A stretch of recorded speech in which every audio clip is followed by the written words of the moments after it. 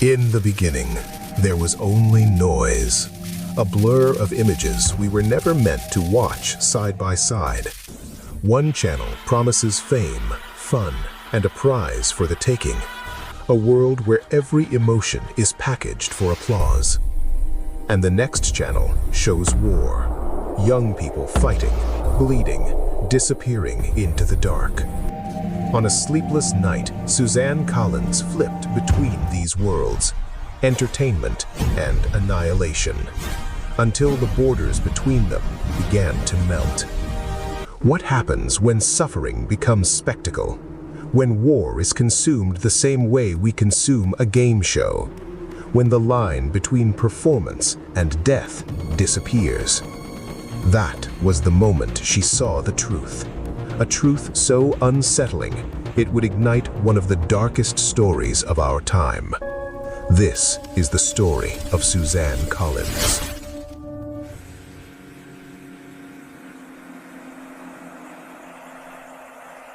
Before Panem, before the arena, there was a little girl in a quiet house trying to understand a war happening on the other side of the world. When her father left for Vietnam, they told her he was going to a jungle. To a child, a jungle meant adventures, colors, characters who always survived by the end of the episode. But one evening, the cartoons ended and the news began. The same word, jungle, suddenly meant fire, screaming, death, and she realized her father wasn't in a story. He was in danger. The house became a waiting room. Every ring of the phone, every knock on the door could be the one that changed everything. Her mother tried to stay calm, but children feel what adults refuse to say. Suzanne developed a rash doctors couldn't explain. She called it useless, but it wasn't. It was the body of a 6-year-old girl carrying a fear too big for her heart.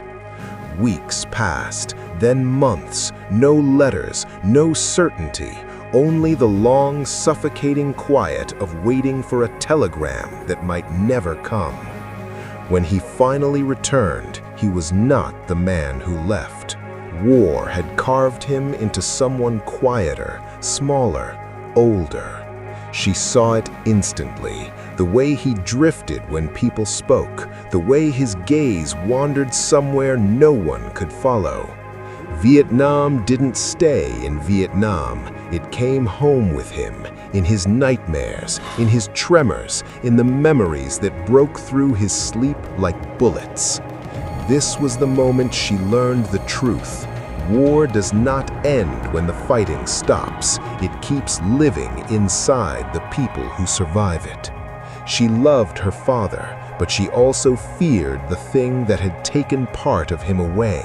And that fear, that intimacy with trauma, became the heartbeat of every story she would ever write.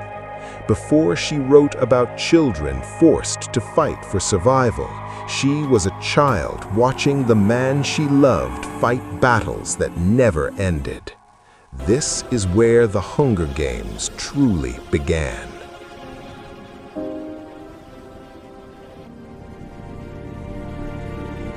It was late, too late. She should have been asleep, but something kept her awake. Restlessness, noise, the old shadows she thought she'd outrun. One channel showed victory, cheers, lights, a teenager celebrating a prize they didn't know how to handle. The next channel showed survival, young people again, but these ones were not playing. Fame, fear. And as her eyes grew heavier, the two worlds stopped being separate. She saw something horrifying. War packaged as entertainment. Entertainment borrowing the language of war. And in that instant, the idea struck her like a blow.